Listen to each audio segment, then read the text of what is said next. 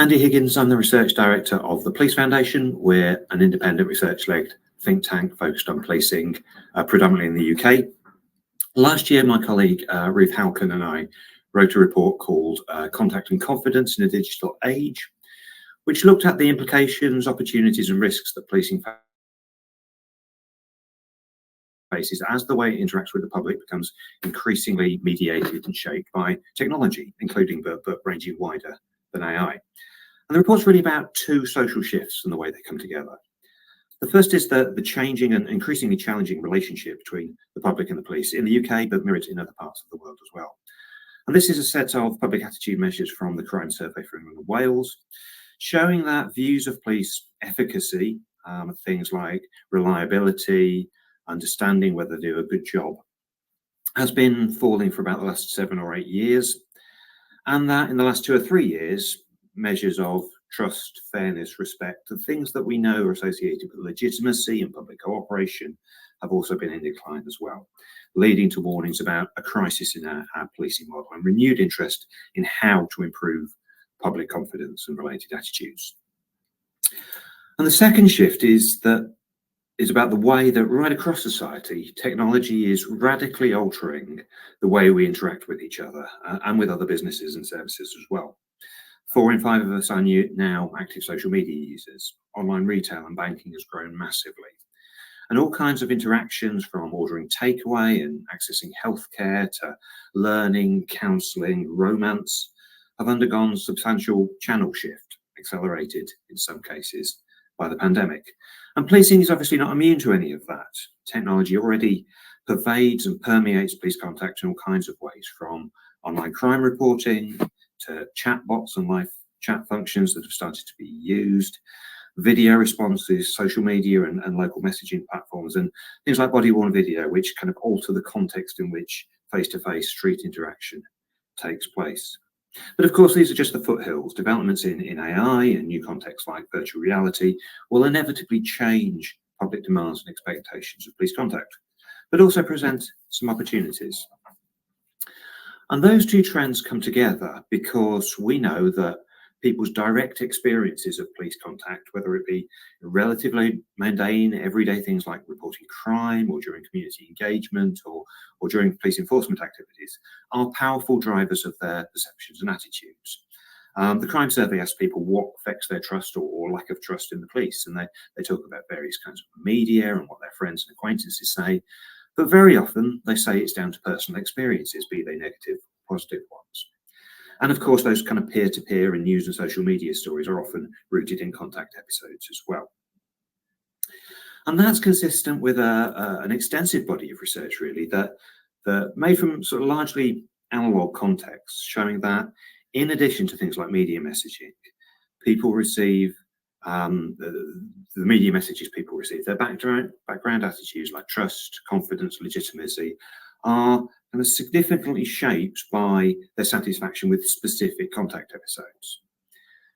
And we know that the active ingredient in that process is procedural justice. What matters most to people when they encounter the police is that they experience fair process, they're given a voice, they're listened to, they're afforded neutral, even-handed decision-making, and they're treated decently, politely, respectfully, with concern for their dignity, etc. And those things are important, so the theory goes, because people are attuned to the messages about their social status conveyed by the way they're treated by the police, who are important sort of symbols of the social group. When reporting a crime, for instance, that tends to play out as something like attentiveness. Studies have found that a strong predictor of satisfaction among crime victims was whether they felt the police had taken the matter seriously or shown enough interest. And in fact, if the police were not seen to have shown enough interest, outcome factors like catching the offender or returning the property didn't impact on satisfaction at all. Process and police attitudes seem to matter more than outcomes. So what then happens when we take that learning and surround those contact dynamics with technology of one sort or another? Well, there's less evidence here. So in the report, we've looked at some practice case studies, and we tried to think through the implications of that analog evidence base I've just briefly summarised. And we put forward a set of 6 mechanisms which we think hold some promise for improving police-public relations with technology.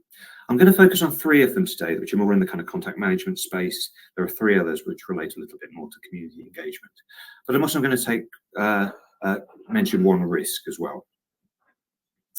So the first mechanism draws on some work pioneered in Kent Police in the UK around remote police response options here.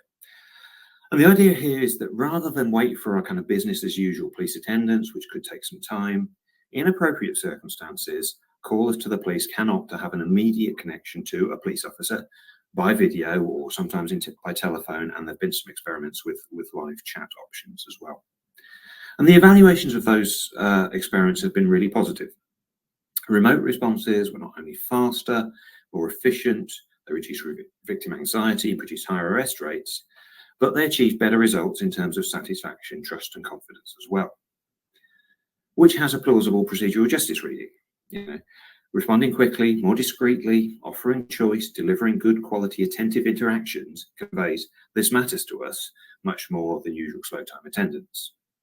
As that quote there from the evaluation shows, the officers were able to devote time and attention to the victim over a video call that they might not have been able to in person. Now, there isn't particularly technologically sophisticated, there's no killer bit of AI involved here, but I've included it because it suggests a public willingness and even a preference in some circumstances for interacting with the police in different ways, which should make us think differently about what's possible. But importantly, it works with the grain of that procedural justice evidence base rather than cutting across it. One benefit I touched on there was discretion. And there's a strong theme emerging from our conversations with various people in policing who are working in this field, that new, especially text-based contact channels are eliciting information, crime reports, disclosure from the public, including around high harm issues that would never otherwise have come to police attention. This sort of citizen control, if you like, as the respondent there put it, may not necessarily be good for police demand, but it's clearly been embraced within policing in terms of widening access, enabling a better response to vulnerable victims and hidden harm. And that's obviously a positive thing, but is it necessarily good for trust and confidence? Well, on its own, probably not.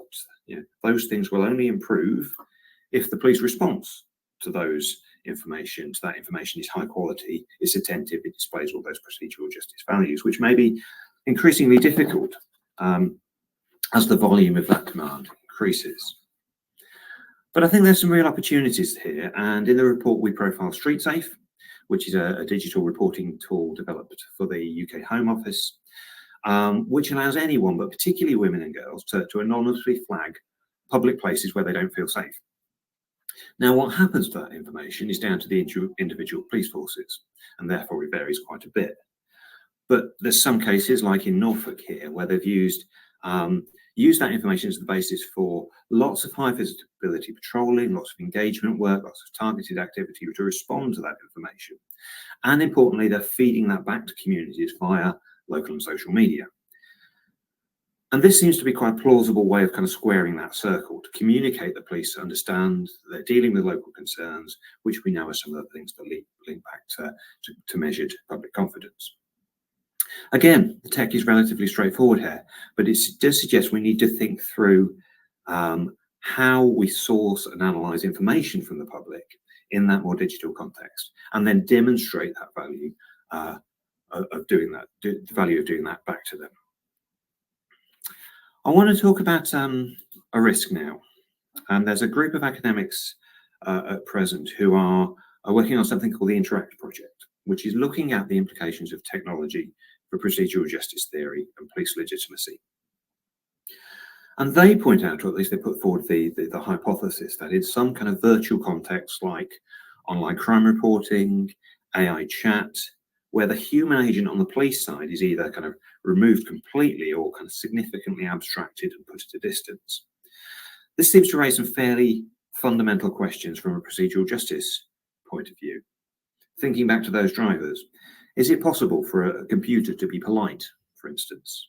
Can someone be given voice if there's not actually anyone there to do the listening? Even though a kind of web form might be easy to access and very convenient, might it create the impression of disinterest or deflection rather than that respectful attentiveness. In other words, is procedural justice intrinsically human?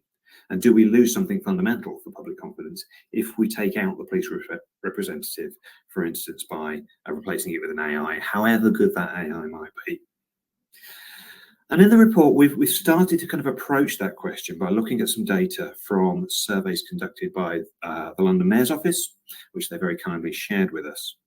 And there's 3 different groups of crime victims involved in this survey. The first are people who called the police and got a relatively traditional police response. An officer attended, and any follow-up investigation was carried out by local police teams. And about 2/3 of them said they were satisfied with the service, and more said that the experience had improved their overall views of police than said it had made it worse. So you've got this net positive confidence dividend, I've called it.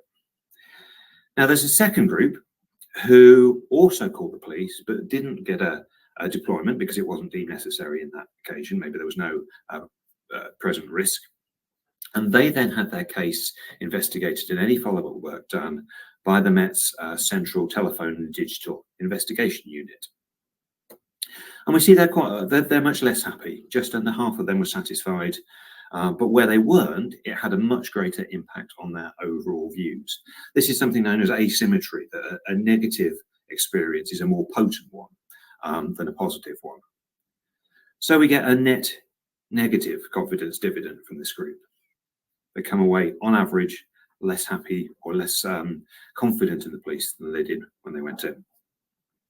And finally, there are those who reported their crime online and had exactly the same follow-up via the TDIU. And these are even less satisfied and also came away with net negative views. The difference is small, 42 versus 46% satisfied, but these are large samples, so it is statistically significant. And incidentally, these 2 groups are quite similar demographically and in terms of the crime mix, although both are quite different from this first group. So first, this seems to tentatively support that interact hypothesis. Taking out the human, as in this online case here entirely, may have led to kind of an additional satisfaction deficit. Perhaps the call handler was able to convey something in these cases in terms of politeness, respect, provision of voice, reassurance that a web film just can't. But second, this really shows what we're up against here. Given the level of demand and the limited supply of police attentiveness available, the system currently seems set up to kind of bleed out confidence, particularly from these victims who are not necessarily high risk, but equally have needs that are more than just transactional and don't seem to be currently being met. And the risk is that the technology just adds an additional screen of disinterest, removing the friction from the interaction, making it much more convenient for people, but preventing them from getting the psychological traction they want and need when they've been a victim of crime. So what can technology do to help with that? Well, I want to talk about 2 potential mechanisms here, linked by this concept of failure demand, which is something that we know plagues policing. Estimates vary, but substantial amounts of stuff comes through the contact door because something that should have happened didn't, or the processes are badly designed, or someone said they were going to get back to me but haven't given me an update yet, so I'm calling back to hear more. What the thinking seems to go would happen if we could fix some of that, so that, for instance, people could track their own cases online as you do with a parcel delivery, say, and don't need to call up for an update. Or what if chatbots could quickly get people to the information or the contact number they need so they didn't have to call up? What if you could do that with voice analytics? What if AI could translate between multiple languages, or even pick up on the fear and stress in someone's voice and put them to the top of the queue? And we found that all of that kind of stuff has been talked about and thought through in policing at the moment to try and squeeze out some of this failure demand and make that contact experience that bit more efficient. The National Police Digital Strategy talks about a seamless digitally enabled public experience with frictionless interactions. The NPCC Contact Management Strategy talks about AI as the natural pinnacle of self-service. And there are undoubtedly public benefits to doing that, but will it improve trust and confidence? Well, maybe, and yes, if.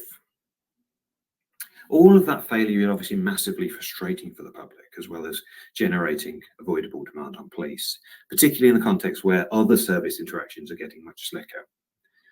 The principle of sort of effort reduction has gained quite considerable traction in the commercial world, where it's been shown that if you can reduce the transactional effort and annoyance to customers when they need to do something, they're more likely to stay happy and loyal. Does it translate to policing?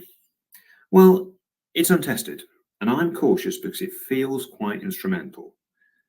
There's not an easy join between the pragmatic convenience gains being offered to the public here and that kind of procedural justice literature where the emphasis is on relational factors and personal attention. That's not to say it isn't valuable and necessary, it's probably vital, but does it cash out as trust and confidence? For me at the moment, that's a dotted line. But there is a surer route to confidence if we can reinvest some of that capacity clawed back through taking out that failure demand into attentive, responsive, citizen-focused services in the same way that we saw in the Kent examples. Again, it's about squaring that circle and making sure both sides of the process fire. So some final thoughts. First, public attitudes have rightly risen up the policing agenda again, but there is a danger that this all becomes about buzzwords, that everything anyone does to try and improve policing gets badged in terms of what it does for trust and confidence, while we lose focus on the specific things that we know work to do that. So we need plans and strategies for getting those things into the bloodstream of policing. It's not always clear, for instance, either locally or nationally, who owns public confidence or the citizen experience of policing across all forms of contact, both online and offline. Second, more attention needs to be given to the theory of change here. Exactly how well seamless citizen experiences or breaking down reporting barriers cash out as trust and confidence. Technology massively expands what's possible here, but policing needs to be getting better at articulating what it wants it to do and why. Third, there's some big knowledge gaps still. We need longitudinal attitude research that can assess how police contact in between survey rounds affect people's attitudes. We need more high quality evaluations like the Kent studies. And we need to test that effort hypothesis. Does slick transactional service improve confidence? If so, for whom, in what circumstances? The examples we came across also seem to offer most at the top and bottom end of the scale, either uncovering hidden risk or dealing with very transactional demand more efficiently. What about that kind of missing middle group? Those everyday crime victims who don't carry particular risk for them or with them, but go away feeling like nobody's interested. Is the answer to get really good at attention reinvestment? Or can technology offer them something better there? And finally, all of this needs to be done with, not just to the public and its constituent groups. Procedural justice applies to the process of change, not just its outputs. And we need to ensure all policing stakeholders have a voice, are listened to, and are afforded fair decision making as we capitalise on the considerable benefits that technology has to offer. And so I'll leave you with a link to our website where you can access the full report. And thank you very much for listening.